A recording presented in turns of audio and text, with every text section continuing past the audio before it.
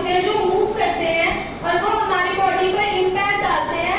This is the mobile source. And stationary source means जो रुका हुआ, जैसे कि स्थिर हुआ जो सोर्स होता है, जैसे कि हमारे ऑयल रिफाइनरीज, इंडस्ट्रीज से निकलने वाले पॉल्यूटेंट्स होते हैं वो स्टेशनरी सोर्स के द्वारा होते हैं। और थर्ड होता है area source. Area source means जैसे कि एग्रीकल्चर से जो पॉल्यूटेंट्स निकलते हैं किसी एरिया से, this is area source. Now effects of some air pollutants. कुछ एयर पॉल्यूटेंट्स के इफेक्ट पड़ेंगे। Particulate matter. पर्टिकुलेट मैटर को हम लोग कैटेगराइज करते हैं उसके साइज के अकॉर्डिंग, जैसे कि particulate matter 2.5 and particulate matter 10। Effect of human. ये जो पर्टिकुलेट मैटर्स होते हैं ये हमारे मतलब हमारे बॉडी पे क्या इफेक्ट डालते हैं, ह्यूमंस की लाइफ में क्या इफेक्ट डालते हैं। कि पॉल्यूटेंट्स ऑफ साइज, इसके साइज के हिसाब से जो 1 माइक्रोमीटर कॉजेज होते हैं वो हमारे लंग्स पर कॉज करते हैं। एंड फाइबर्स कॉज कैंसर, ये कैंसर कॉज करते हैं। और lead automobiles exhaust effects brain. Lead जो होते हैं वो डायरेक्टली इम्पैक्ट करते हैं हमारे ब्रेन पर and cause several respiratory disease.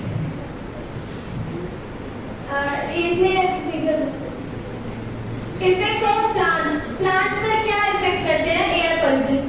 तो प्लांट्स पर हमारे जो सल्फर डाइऑक्साइड और नाइट्रोजन ऑक्साइड जो होते हैं वो जब हमारे अर्थ पर आते हैं तो जिसे हम लोग एसिड रेन बोलते हैं। तो एसिड रेन के बाद जब वो नीचे आते हैं तो हमारे प्लांट्स पर जो होते हैं तो प्लांट्स पर इफेक्ट डालते हैं, जैसे कि उसकी ग्रोथ रुक जाती है और उसका स्टोमेटा को ब्लॉक कर देता है। उसकी ओपनिंग, उसकी जो ग्रोथ होती है स्टार्टिंग से ही उसे ब्लॉक कर देता है। The particulate matter is acid rain. This is known acid rain. And pH of the soil. Soil की जो पीएच लेवल उसको भी इनफर्टाइल कर देता है।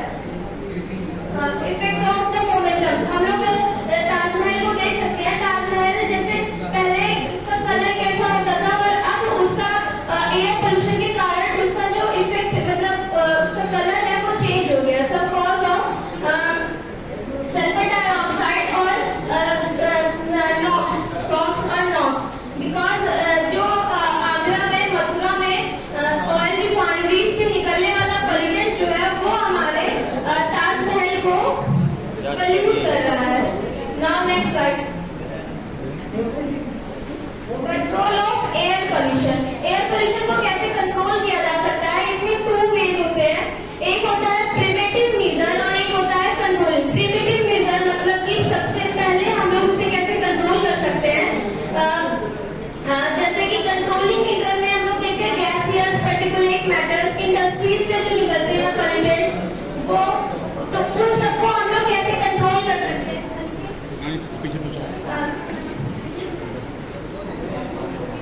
पॉल्यूटेंट्स होते हैं, हम लोग उन्हें कैसे मतलब उसको सेव करने के लिए हम लोग उसे इकट्ठा करते हैं, मतलब कलेक्ट करते हैं। उस पॉल्यूटेंट को कलेक्ट करके हम लोग इससे settling chamber, cyclone separator, fabric filter, settling chamber के द्वारा हम लोग उसे उस पॉल्यूटेंट को सेटल डाउन करता है।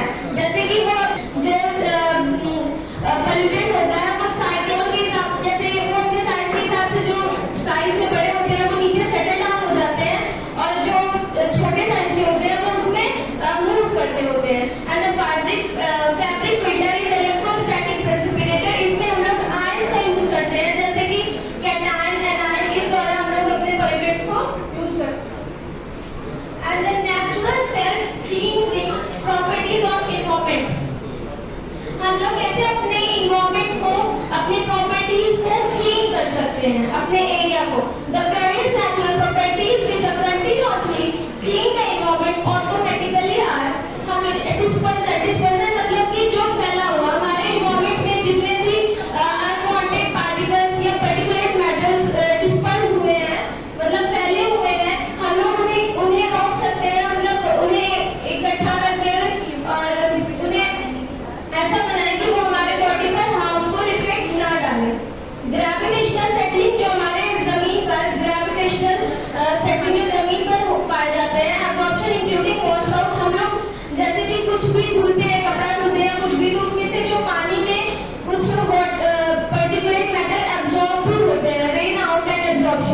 This is the natural periodically in the ambient air is reducing